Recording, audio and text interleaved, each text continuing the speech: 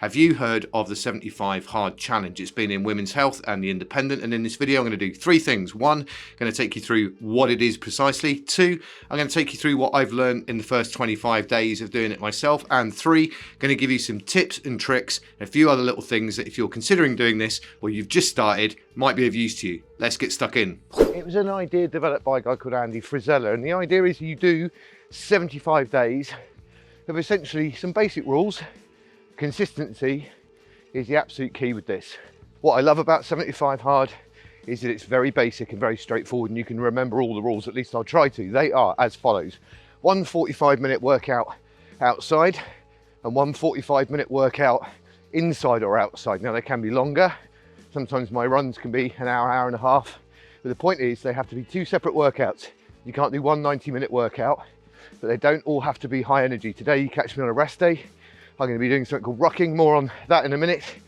And some yoga might consist of my rest day. Other days might be an hour and a half run and then a weight session. Point is though, they have to be separate, and there's a little bit of discrepancy between how separate. I normally leave it at least 2 hours between training sessions. You have to follow a diet plan. Now for some people this might be super tricky, but it can be any diet plan you like. For me, I'm literally sticking to doing intermittent fasting. That's the plan with that one. So essentially between 16 and 18 hours fasting every day, which I've been doing a while. So of course I'm going to find that relatively easy. You're not allowed any alcohol or cheat meals, and of course I don't drink, so that's not an issue. Cheat meals, I haven't basically eaten within my fasting window. You have to read 10 pages of a non-fiction book so far. Since I started, I've finished Michael Easter's Comfort Crisis, and I'm now in the middle of reading this book, which is highly interesting, by Ross Edgley, and I know is going to be super helpful for the coming year of challenges and ideas I've got. You have to take a daily progress picture. That doesn't have to be made public. It's just really so you can see the transition in your body, really, or at least plot the history of those 75 days. And finally, you have to drink a gallon of water. Now, this is where I tripped up to start with. A UK and a US gallon are quite different actually. One just over 4 litres and one just under 4 litres. Now, whichever way you cut it, that's a huge amount of water. And if I'm completely honest, this is the thing I'm really struggling with. Trying to consume around about 4 litres of water a day. Oh, it's a real challenge for me. 2 litres, no problem at all. The minute I tip over that, dear God, to try and cram it all in, I basically spend the rest of the day in the loo.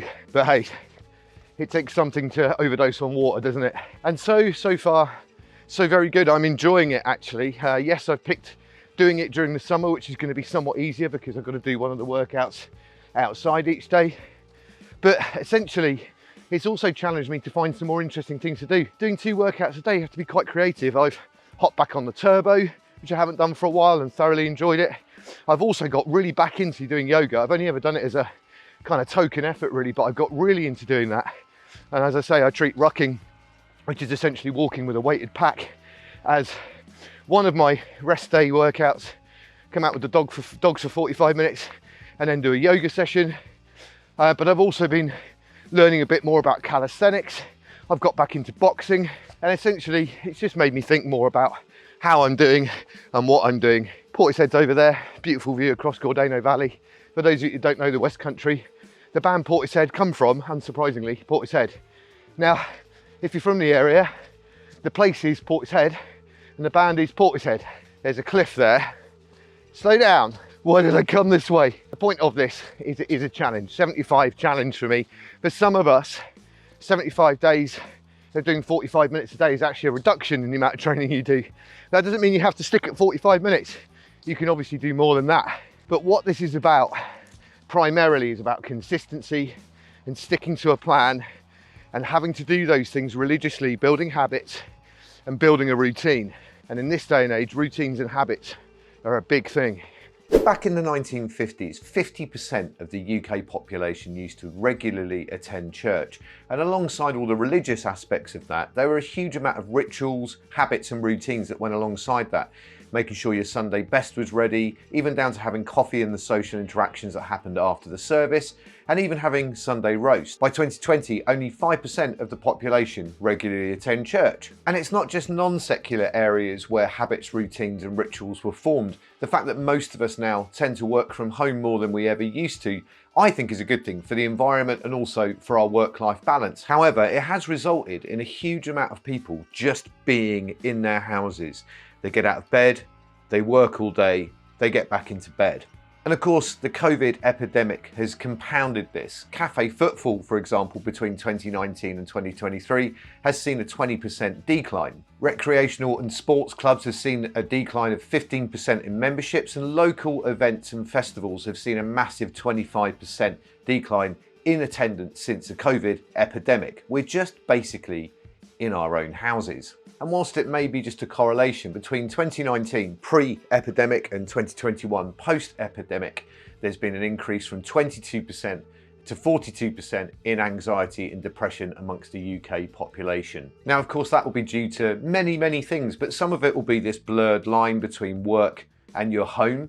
Some of it will come down to the lack of social interaction and many other facets in between. But basically, the way I see it, the non-secular and secular reduction in social interaction, habits, rituals and routines basically means it's down to us to do something about it. Not the world out there, us, you and me, we have responsibility. Taking responsibility for our own habits, rituals and routines creates a sense of stability and structure for ourselves. It can help us create boundaries and separate time management elements in our day to separate home from work. Take the seemingly pointless act of making your bed, for example. It sets a sense of accomplishment right at the start of the day and a positive and tidy tone. You could also use it as a boundary marker for starting your working day, and also it's a good reminder at the end of the day when you climb into bed that you started the day off in a positive way, and that might inspire you the next day. So tip number one with 75 Hard is to really focus on making all of the tasks habits. Now,